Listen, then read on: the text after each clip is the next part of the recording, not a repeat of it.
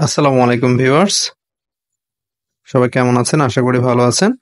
আমি রাফিল ইসলাম তমাল, হালাল and healthy cooking থেকে আপনাদের জানাচ্ছি স্বাগতম। আজকে আমি আপনাদেরকে তৈরি করে দেখাবো চিকেন কাচ্চি বিরিয়ানি। এটা তৈরি করা খুবই সহজ। তো চলুন রেসিপিটা শুরু করা যাক। প্রথমে আমি এখানে হাফ কেজির একটু বেশি মুরগির মাংস নিয়েছি। দিয়ে দিচ্ছি পেঁয়াজ বেরেস্তা হাফ কাপের মতো। দিয়ে দিচ্ছি আদা রসুন বাটা 1 টেবিল চামচ। দিয়ে দিচ্ছি টক দই 5-6 টেবিল চামচের মতো বা 1/3 কাপ। দিয়ে দিচ্ছি 1 টেবিল চামচ সয়া সস, 1 চা চামচ চিনি। দিয়ে দিচ্ছি বিরিয়ানির মশলা। বিরিয়ানির মশলার প্যাকেটের আমি অর্ধেকটা দিয়েছি। দিয়ে দিচ্ছি স্বাদ মতো লবণ। আমি এখানে 1.5 চা চামচের মতো লবণ দিয়েছি। দিয়ে দিচ্ছি পেঁয়াজ বেরেস্তার যে তেলটা ছিল সেটা। আপনারা এখানে চাইলে ঘিও দিতে পারেন।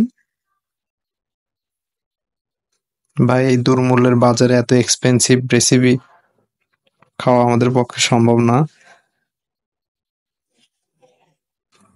তো এখন মশলাগুলোকে ভালোভাবে মাখিয়ে নিয়েছি। এখন দিয়ে দিচ্ছি কাঠবাদাম বাটা।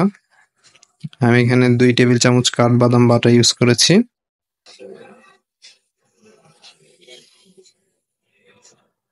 এবার এটাকে একটু হাতের সাহায্যে মাখিয়ে নিচ্ছি।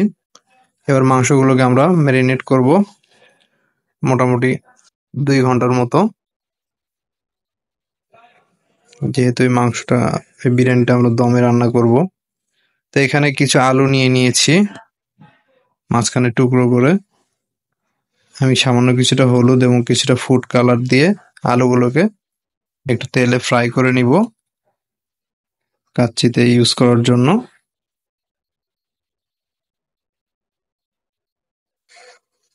আমাদের আলুটা ফ্রাই করা হয়ে গিয়েছে। এটা অ্যারাউন্ড 4-5 মিনিটের মতো লাগবে ফ্রাই করতে। এখানে আমি 2 কাপ বাসমতি চাল নিয়ে নিচ্ছি। চালটাকে আমি পানি দিয়ে ভালোভাবে ধুয়ে 2-3 বার ধুয়ে নিব। নিয়ে তারপর পানিটা যখন পরিষ্কার হয়ে আসবে তখন সে পর্যায়ে আমি চালটাকে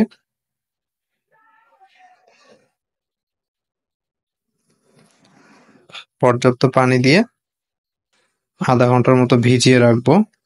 তাহলে আপনাদের পোলার যে ভাত রাইসটা সেটা অনেক ঝরঝরে হবে।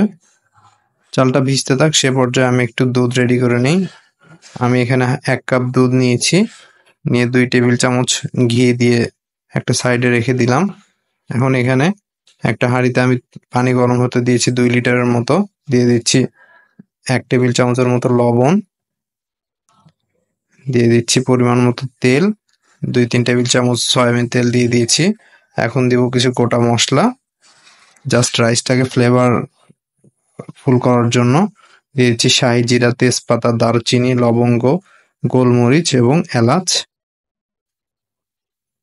সবগুলো মশলাই বা এই সব ধরনের মশলাই যে দিতে হবে এমন কোনো কথা নেই। আপনার হাতের কাছে যে ধরনের মশলা অ্যাভেলেবেল পাবেন এর মধ্যে সেগুলো দিলেই চলবে।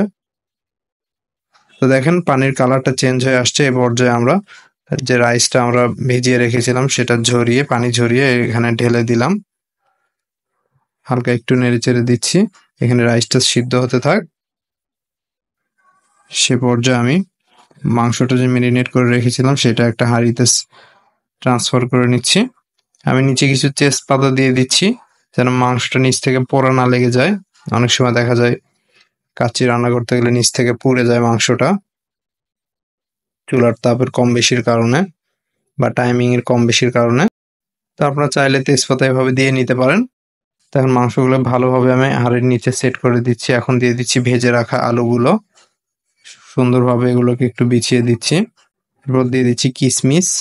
আপনারা এখানে আলু বোখারাটাও দিতে পারেন।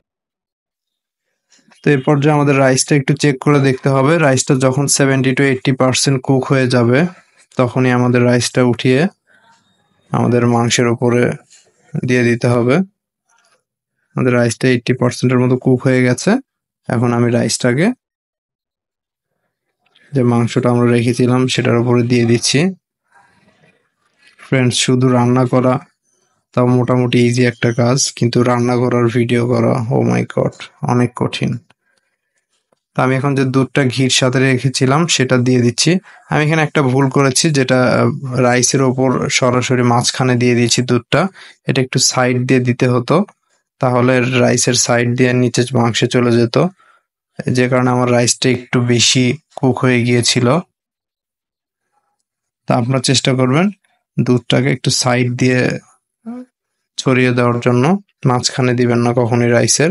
আর এখানে আমি কিছুটা দুধের সঙ্গে ফুড কালার অ্যাড করে সেটা দিয়ে দিয়েছি পেঁয়াজ বেরেস্তা। আপনার পেঁয়াজ বেরেস্তাটাও রান্নার শেষে দিলেই সবচেয়ে ভালো রেজাল্ট পাবেন।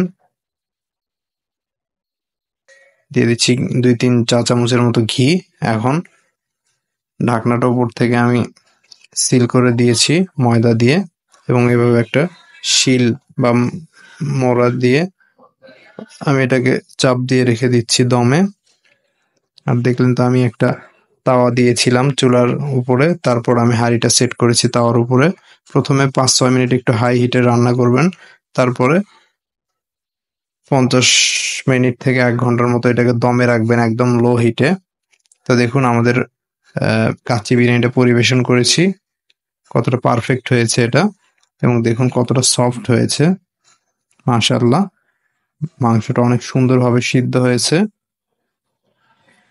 এবং আপনারা যখন দমে দিবেন দেখবেন ময়দার এটা যেন প্রপারলি সব সাইডে ভালোভাবেই হয়, যেন কোনো সাইড দিয়ে আপনাদের বাষ্পটা বের হয়ে না যেতে পারে।